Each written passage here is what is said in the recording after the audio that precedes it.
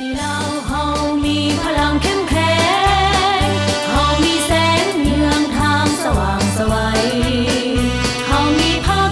นำพาสลาดส่องใสเฮาจึงได้มีวันนี้สัตติเราเฮามีพลังล้นเหลือ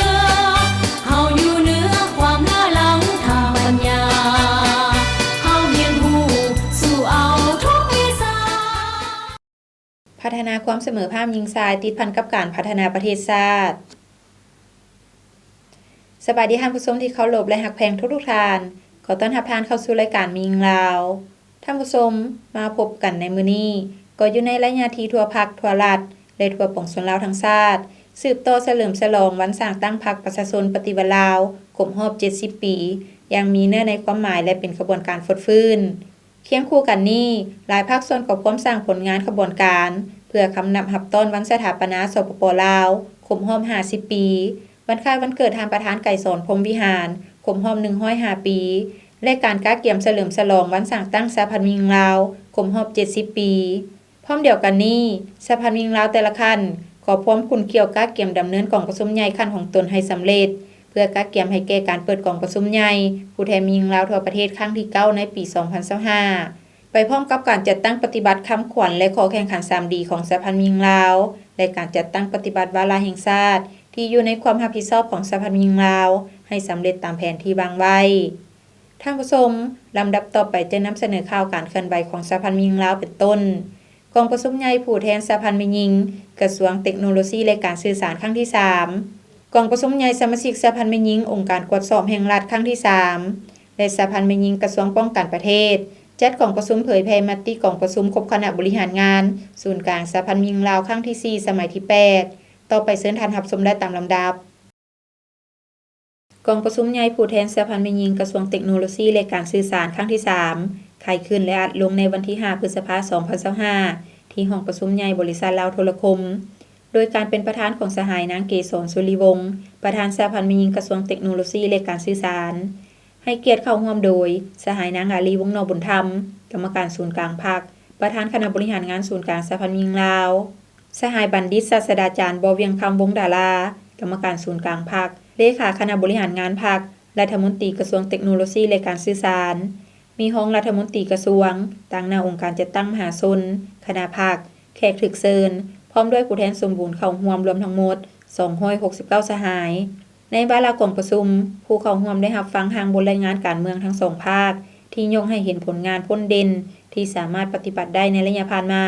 และจุดอ่อนข้อคงค้างที่จะต้องได้ปรับปรุงแก้ไขให้บรรลุผลสำเร็จจากนั้นได้รับฟังการผ่านบทสรุปการจัดตั้งปฏิบัติแผนพัฒนาแม่หญิงกระทรวงเทคโนโลยีและการสื่อสารสหพันธ์แม่หญิงกระทรวงประกอบมี19ภาคส่วนมี17ภาคฐานและหน่วยสหพันธ์แม่หญิง2หน่วยในนั้นขยายสหพันธ์แม่หญิงภาคฐานไปสู่ของเขตวิสาหกิจได้4ภาคฐานประกอบมี111จุสมาชิกทั้งหมด 1,153 สหายผ่านการประเมินและตีราคาการจัดตั้งปฏิบัติข้อแข่งขัน 3D แต่ปี2025-2025จำนวนผู้เข้าร่วมแข่งขันทั้งหมด 5,700 คนในนั้นสามารถคัดเลือกบุคคล 3D ประเภท1ได้จำนวน 5,649 คนประเภท2ได้จำนวน6คนพร้อมเดียวกันนี้ก็ได้มอบใบย่องย่อให้คณะบริหารงานสหพันธ์หญิงกระทรวงเทคโนโลยีและการสื่อสารสมัยที่2ที่มีผลงานในการนำพาซี่นำเวียงงานแม่หญิงระยะ5ปีหลังจากนั้นผู้แทนสมบูรณ์ได้ปอนบัตรคัดเลือกเอาคณะบริหารงานสหพันธ์หญิงกระทรวงสุดใหม่จำนวน21สหายกองประชุมครั้งปฐมฤกษ์ได้เป็นเอกภาพกันเลือกเอาสหายนางเกษรสุริวงศ์เป็นประธานสหายนางยอดไซธงไซเป็นรองประธานทั้งเป็นประธานกวดกาสหายนางพิสิทธิ์ไพกอกมีลาเป็นรองประธานสหายนางวิไลวรรณยศไซสมบูรณ์เป็นรองประธานกวดกาสหายนางศรีบุญเฮงมีไซผลเป็นรองประธานกวดกาพร้อมเดียวกันนี้กองประชุมยังได้เลือกเอาผู้แทนสมบูรณ์5สหายและสำห้อง1สหายเพื่อเข้าร่วมกองประชุมใหญ่ผู้แทนหญิงลาวทั่วประเทศครั้งที่9โอกาสที่มีความหมายสำคัญนี้ผู้เข้าร่วมได้รับฟังการโอ้ล้มจากสหายนางอาลีวงศ์นอบุญธรรมและสหายบัณฑิตศาสตราจารย์บเวียงคำวงศ์ดาราซึ่งทั้ง2สหายได้เน้นหนักให้คณะบริหารงานสหพันธ์แม่หญิงสุดใหม่สืบต่อเอาใจใส่เวียงงานศึกษาอุมโหมการเมืองแนวคิดให้สมาชิกปรับปรุงแบบแผนนำพาแบ่งหน้าที่ความรับผิดชอบให้ชัดแจ้ง เอาใจใส่ในการส่งเสริมความก้าวหน้าของเอ่ยน้องแม่หญิงให้มีสิทธิเสมอภาคหญิงชายเพื่อรับรู้หน้าที่การเมืองที่ได้รับมอบหมายปฏิบัติข้อแข่งขัน 3D ติดพันกับเวียกงานวิชาเฉพาะภายใต้หัวข้อแม่หญิง 3D แม่หญิงดิจิทัลเพื่อรับประกันขบวนเคลื่อนไหวเวียกงานด้านวิชาเฉพาะเพิ่มทวีการพัวพันร่วมมือกับต่างประเทศอย่างมีการเลือกเฟ้นถูกต้องตามแนวทางหลักการของพรรคโดยเฉพาะในเงื่อนไขที่ประเทศของพวกเฮาอยู่ในยุคแห่งการเชื่อมโยงกับสากลเพิ่มทวีความสามัคคีเป็นเอกภาพเพิ่มทวีเวียกงานติดตามกวดกาการจัดตั้งปฏิบัติเวียกงานรอบด้านของสหพันธ์แม่หญิงให้แท้ถึงนำเอามติของประชุมใหญ่ครั้งนี้ไปเผยแพร่และจัดตั้งผันขยายให้ประสบผลสำเร็จตามคาดหมายที่วางไว้โอกาสนี้กระทรวงเทคโนโลยีและการสื่อสารได้มอบชุดคอมพิวเตอร์มูลค่า62.5 ล้านกีบให้ศูนย์กลางสหพันธ์แม่หญิงลาวเพื่อนำไปหมุนใช้ในเวียกงานสหพันธ์แม่หญิงตื่มอีกกองประชุมใหญ่สมาชิกสหพันธ์แม่หญิงองค์การตรวจสอบแห่งรัฐครั้งที่ 3 จัดขึ้นในวันที่25 เมษายน 2025โดยการเป็นประธานของสหายนางตุลาวันพิมพ์สอนประธานสหพันธ์แม่หญิงองค์การตรวจสอบแห่งรัฐให้เกียรติเข้าร่วมโดยสหายเวียงทวีสอนเทพจันทร์กรรมการสำห้องศูนย์กลางภาคประธานองค์การตรวจสอบแห่งรัฐสหายนางธรรมาเพชรวิสัยห้องเลขาคณะภาคห้องประธานคณะบริหารงานศูนย์กลางสหพันธ์แม่หญิงลาวมีคณะภาคตั้งหน้าองค์การจัดตั้งมหาชนคณะบริหารงานสหพันธ์แม่หญิงองค์การตรวจสอบแห่งรัฐแขกถูกเชิญพร้อมด้วยผู้แทนสมบูรณ์เข้าร่วมทั้งหมด103สหายผู้แทนสมบูรณ์95สหาย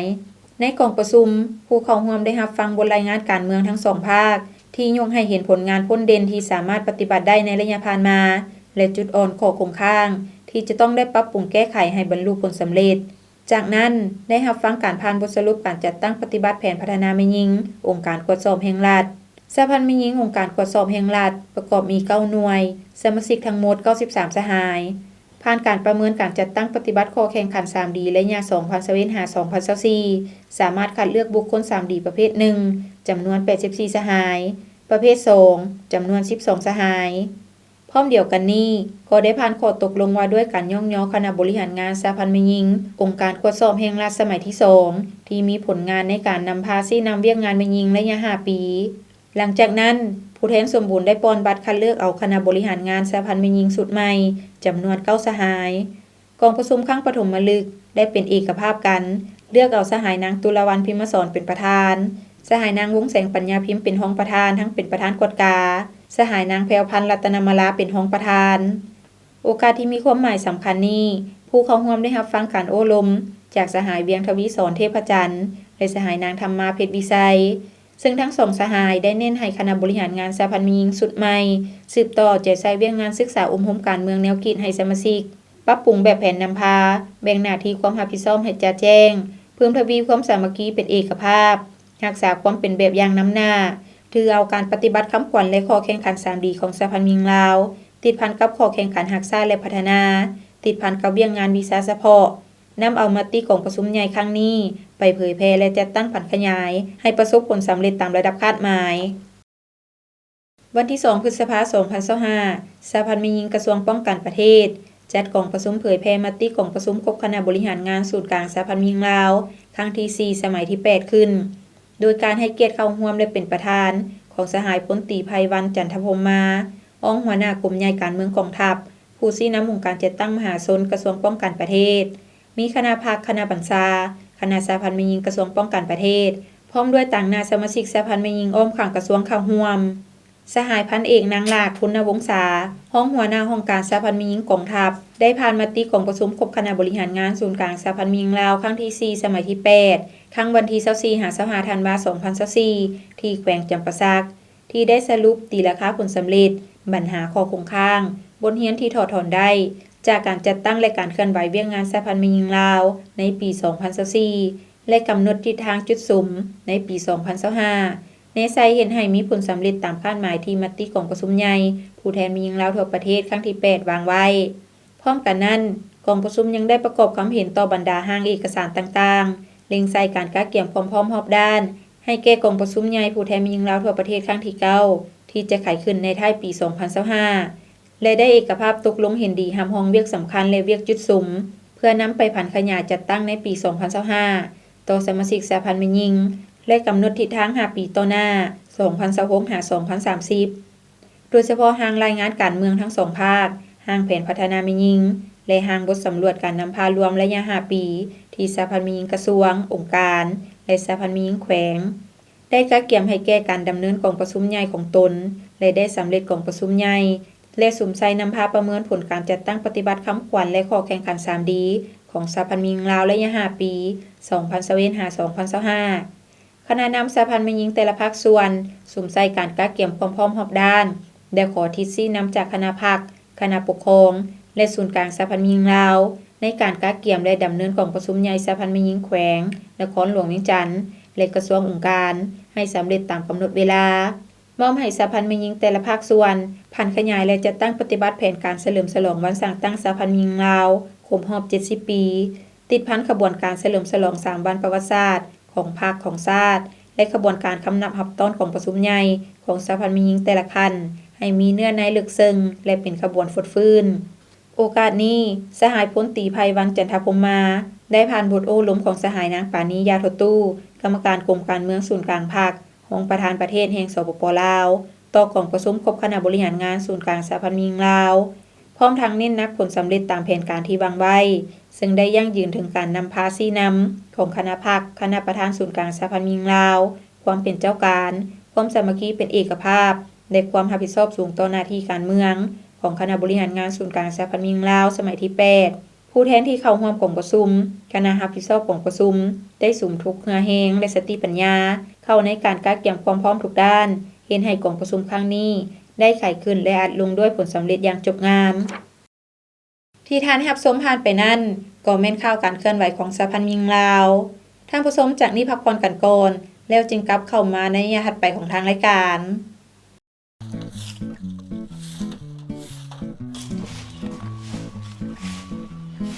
สบายดีพ่อตู้ โอ้สบายดีเป็นอะไรร้านไปโรงเรียนได้เรียนหยังได้ละมื้อนี้ มื้อนี้แหละได้เรียนวิชาโลกอำตัว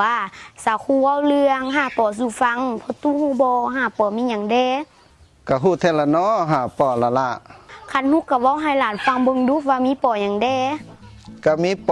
.1 ฮอดป.5 ที่ร้านเรียนหั่นตะว่าสิว่าหยังหาปอพอตู้แห่งฮู้ฮอดปอที่6พุ่น ปอหยังอีกปอที่6หั่น ปอที่6ปอแม่ตู้จมปกๆมื้อเช้าหั่นเด้ พ่อตู้เอ๋ยมันบ่แม่นที่พ่อตู้เอามาหั่นนะสาวครูว่าหาปอมีปอที่1แม่นปอปิดฝาภาชนะที่เก็บน้ำในเฮือนบ่ให้มียุงลายเข้าไปไข่ใส่ปอที่2แม่นปอเปลี่ยนน้ำและพัดถูภาชนะเส้นเต้าดอกไม้น้ำห้องตีนตู้ฐานห้องจอกน้ำปอที่3แม่นปอปล่อยป่าหางนกยุงเพื่อไปกินนอนน้ำปอที่4แม่นปอปรับปรุงบ่ให้น้ำค้างขังกระโปะกระป๋องอย่างตีรถเก่าปอที่5แม่นปอปฏิบัติเป็นประจำทุกๆอาทิตย์ โอ้แม่นหวะพอตู้บ่ฮู้เด้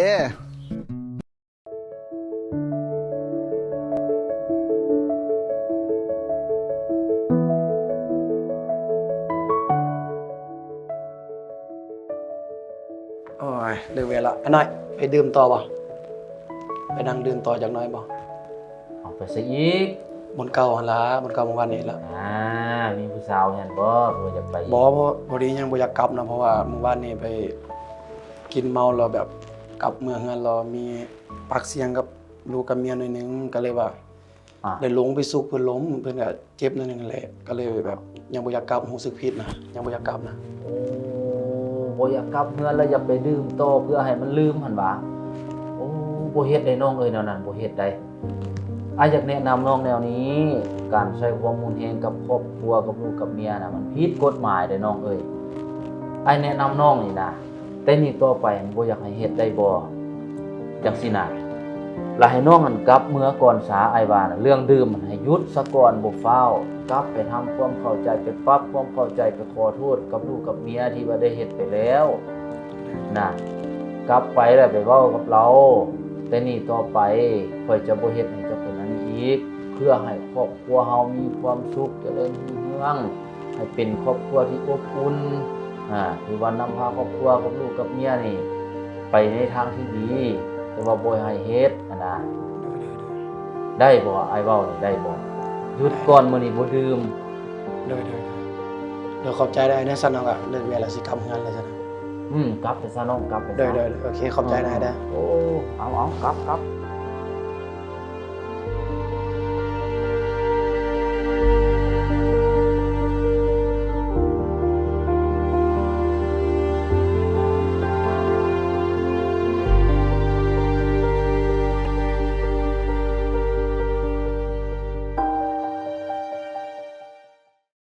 เข้าสู่รายการมิงลาว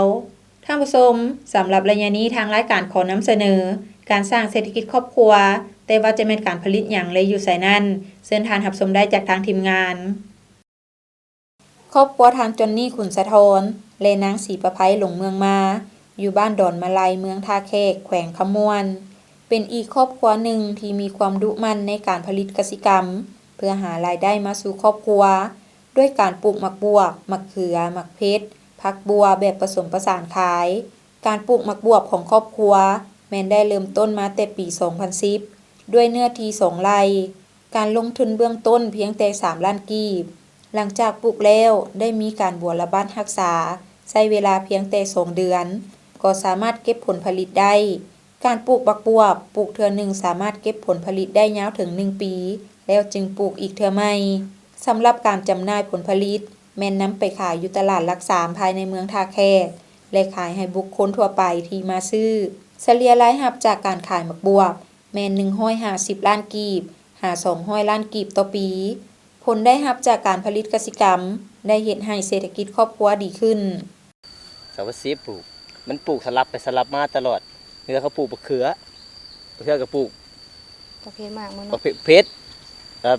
โตมาปีนี้ก็2 ปีเฮามาปลูกบักบวบนี่2 ปีนี่ เห็นรายได้มันได้ดีเนาะปลูก กับก็พอได้เย็บเทื่อนึงก็ได้อยู่ประมาณมอง100ปลายโลคันยามแรงนะคันยามแรงได้อยู่100ปลายโลคันยามฝนนี่หมดได้แต่4-50ฝนตกหลายอ่ะนะมันดอกมันบ่อยากจับคันยามฝนนั่นคันยามแรงดอกมันจับดีแล้วมันก็ได้อยู่ประมาณมอง100ปลายโลอันนี้แบบเห็นไทยบ้านเขาเฮ็ดตามไทยบ้านบ่ได้เฮียนมาทางใดแล้วก็เฮ็ดไทยบ้านเฮ็ดก็เฮ็ดไปเบิ่งนำ YouTube นำ YouTube อันนำ YouTube นำเฟซนำไลน์นั่นแหละเบิ่งเอาตามแบบเขาแน่แล้วก็มาเฮ็ดเอาราคาล่ะคันยามมันหลายแน่เจ้ามีข่อยมีมันก็ ก็ ถึก คันว่ามีน้อยแน่บัดแพงแล้วแต่ ตอนปลูกอะตอนแรกก็กะเกี่ยวเมล็ดพันธุ์มันเนาะเมล็ดพันธุ์มันก่อนสิปลูกเฮาก็ได้ตัดเม็ดมันแล้วก็แช่ไว้คืนหนึงตื่นมาก็มุกไว้หันนะให้มันออกงอกบางอย่างแล้วค่อยมาปลูกหันนะเวลาเฮาปลูกเฮาก็บ่ได้ให้ปลูกแบบว่าให้มันจำได้แบบเฮาปลูกแล้วเฮาคุดคุมแล้วเฮาปลูกให้ในมันน่ะปะโลขึ้นแน่ในดำมันน่ะแต่ว่าเฮาเอาทางงอกเฮาเอานิ้วซีเฮานี่น่ะจิลงแล้วเฮาเอาในมันลงไปเป๊ปซี่นะแต่ว่าให้มันเหลือเด้ในมันอยู่เทิงเฮาบ่ได้ปลูกเลิกถ้าเฮาปลูกเลิกแล้วมันสิเน่าแล้วมันสิบ่ออก น้ำบ่ขึ้น บ่ได้มากบ่ได้ผลนะมันบ่ออก 2 เดือนก็2 เดือนได้เก็บมากคันเป็นกับคือขึ้นอยู่กับแนวมันอีกคันแนวมันไว้ก็พอตะพันเครือขึ้นก็ได้เก็บแล้วมากอะคันยาวคัน มัน เครือ สองแนว พันนี้มันก็ซ่านี่ได้เก็บซ่า แต่ยาวนาน ยาวนานตัวนี้ แบ่งก็คือเนาะผัวแล้วสิเป็นคนบัวระบัด ค้าง ทั้งเทิงแล้วก็เฮ็ดค้างเฮ็ดหยังนี่ล่ะส่วนเฮาละบัวระบัดทั้งลุ่มหั่นน่ะบ่ได้เฮ็ดทั้งเทิงมีแต่ผัวเฮ็ดแบ่งเวียกกันจังซี่นะทั้งเทิงประเภทค้างประเภทหยังผัวเบิดทั้งลุ่มแหละน้องมีแต่บัวระบัดทั้งหาทั้งหยังนี่เฮาเบิ่งเนาะเวลาใส่ปอกใส่ปุ๋ยหั่นน่ะเสียยุงเสียหญ้าละเฮาหั่นน่ะตลาดล่ะทั้งเมียทั้งผัวเก็บแล้วผัวเป็นคนไปส่ง 2 เดือนจะได้เก็บ แม่น กันว่าทะเบียนมันก็ได้อยู่20-30โล40-50บาทมันเป็นหลายๆเดือนๆไปแล้วก็ มันก็สิหลายขึ้นนะ 100ปลาย80 100โลไปซั่นนะมันก็หลายตามระยะของเดือนมัน ลงมาปีนี้แหละแล้วฮู้วิธีปลูกแล้วมีฮู้วิธีรักษาแล้วมันเป็นหลายได้มาผลหลายปีนี้ก็ได้อยู่ เฮา เลย ไป ปี ซื้อก็ถึกพันใบก็มีแต่ใบได้บ่มีมากคันถึกพันมากก็มีแต่มากมันแล้วแต่ซื้อคือเดียว ต่อกับการปลูกพืชแบบผสมผสาน โดยเฉพาะเมนการปลูกหมักบวบของครอบครัวทางจอนนี่ขุนสะทอนและนางศรีประไพหลงเมืองมาในโตหน้าจะขยายให้ได้หลายกว่าเก่า ว่าปีหน้านี่ก็ว่าสิปลูกมื้อนี้แต่เก่าบ่ได้ปลูกมื้อนี้ได้ ปลูกครึ่งหนึง ปลูกครึ่งหนึง ปีหน้าอะไรสิปลูกเบิดนี่โครงการค่ะส่วนนั้นก็สิปลูกแต่ว่าส่วนนั้นสิปลูกเทิงมักเพชรสิปลูกเทิงมะเขือแล้วก็มักบวบไปพร้อมมันนะส่วนนั้นมีแต่ประเภทมากแต่หัวปีตอนลักๆหัวปีละเดือน11นี่แหละสิปลูกพักก่อนเพราะว่ามันงามเด้พักช่วงนั้นก็ได้ราคาอีกนะแล้วเขาจังคอยปลูกมักบวบถ้ามีใครสนใจอยากปลูกมักบวบนี้เนาะก็มาหาได้เนาะที่ให้ข้อแนะนำอยากมาปลูกก็ดีลงมาเบิ่งตัวจริงเอาอยากปลูกนะให้ความสะดวกเมิด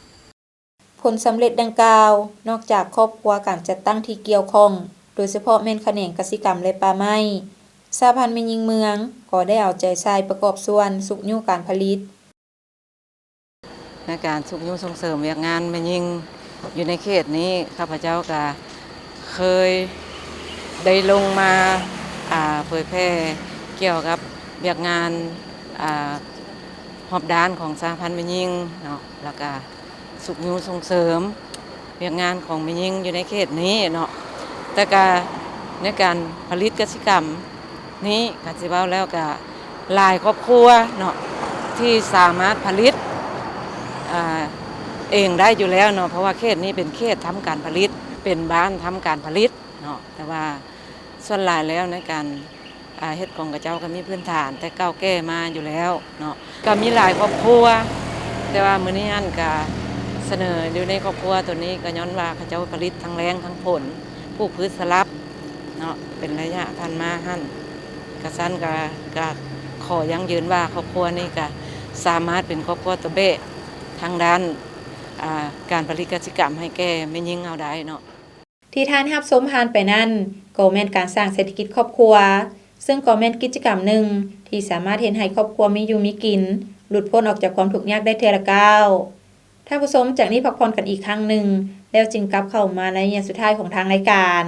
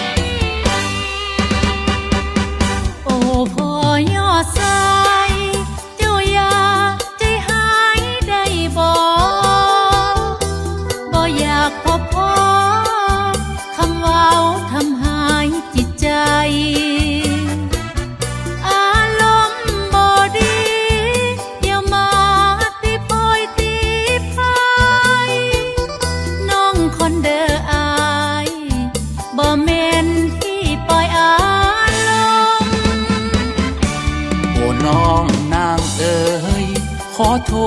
ษที่อายผิดไปลมพัดทำให้ใจของน้องปีปน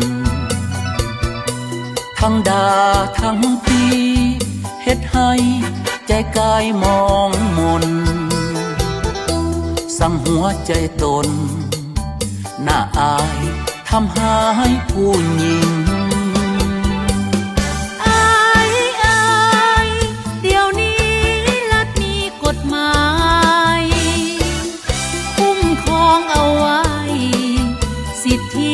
เด็กและผู้หญิง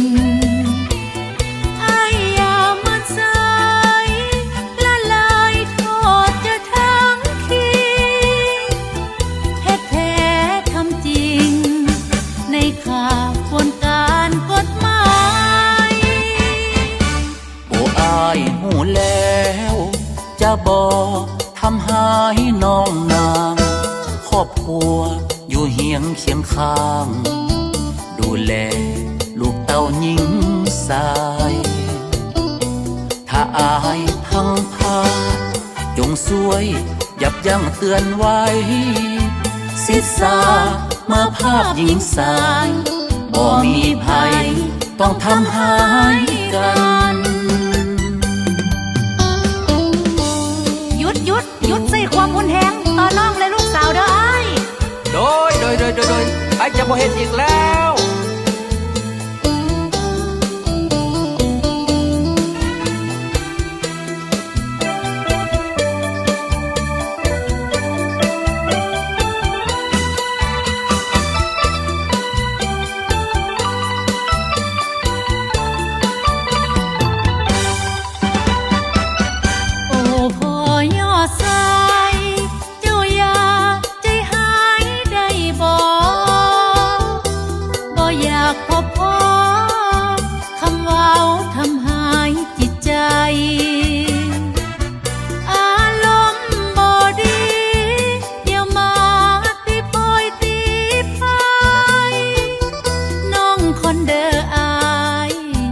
บ่แม่นที่ปล่อยอารมณ์โอ้น้องนางเอ๋ยขอโทษที่อายผิดไปลมพัดทำให้ใจของน้องปีปนทั้งดาทั้งปีเฮ็ดให้ใจกายมองมนสั่งหัวใจตนน่าอายทำให้ผู้หญิงเดี๋ยวนี้รัฐมีกฎหมายคุ้มครองเอาไว้สิทธิเด็กและผู้หญิงอย่ามันใส่ละลายโทษจะทั้งทีเฮ็ดแท้ทำจริงในข่าวควรการกฎหมายโอ้อายหูแล้วจะบอกทำให้น้องนางครอบครัวอยู่เฮียงเคียงข้างดูแลลูกเต้าหญิงสายถ้าอายพังพาจงสวยยับยั้งเตือนไว้ศิษามาภาพหญิงสายบ่มีภัยต้องทำหายกัน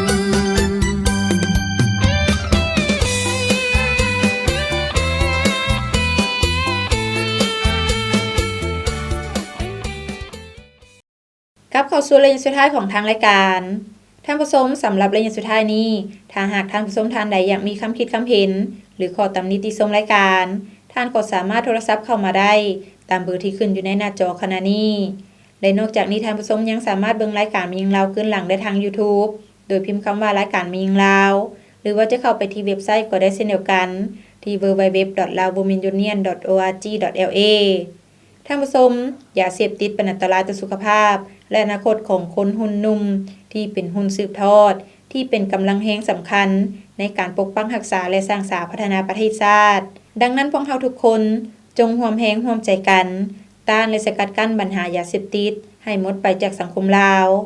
ท่านผู้ชมมาฮอดนี้เวลาของทางรายการก็หมดลงแล้วผู้ดำเนินรายการพร้อมด้วยทีมงานรายการมายิงลาวขอลาท่านผู้ชมไปก่อนพบกันใหม่ในมื้อหน้าสำหรับมื้อนี้ขอขอบใจสบายดี